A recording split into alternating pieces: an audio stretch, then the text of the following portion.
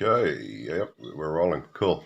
Guys, this is just a quickie. It's been on my mind for a while to express or get across, but it's always something I forget once I start boxing, put the gloves on, and all I think about is boxing.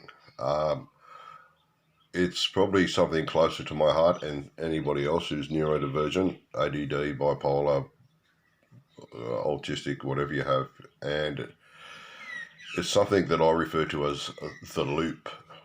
Um, it's when your mind just, starts to create scenarios that may or may not be real, and usually self-hurting, poor me scenarios where you experience the pain. It's real.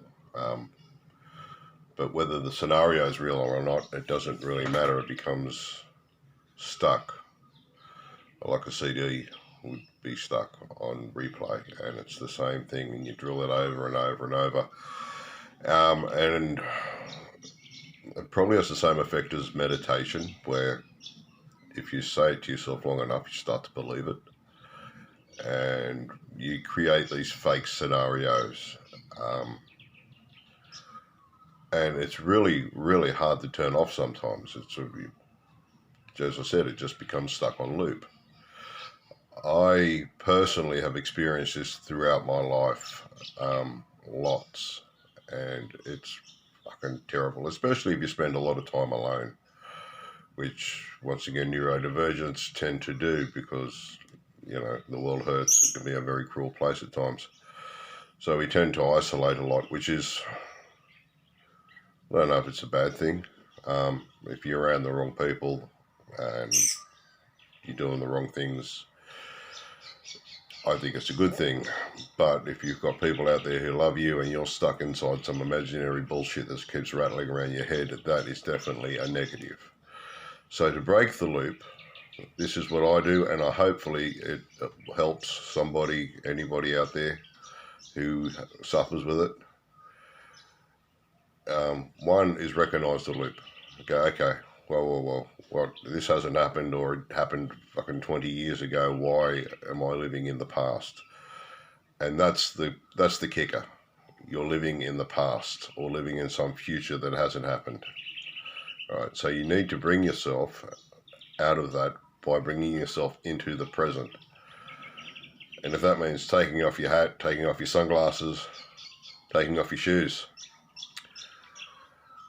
and recognize 5 things that are around you. Now, I'm lucky I live in Queensland and we've got quite a lot of native birds. So the first thing I listen for is, what sounds can I hear? I can hear the hum of the traffic. I can hear the birds in the background. There may be a plane going over. And then I look at the trees and I say, well, are the trees blowing? Is there wind? If there is wind, how does it feel against my skin? If there's no wind, how does the temperature of the air feel against my skin? When I breathe in, what can I smell? What can I smell right now? Is the grass wet? Run my fingers across the grass. And what do I feel when I'm running my fingers across the grass? I'm not just checking for moisture, but can I feel the grass flicking back up and hitting my fingers ever so lightly? What can I see that's appealing to the eye?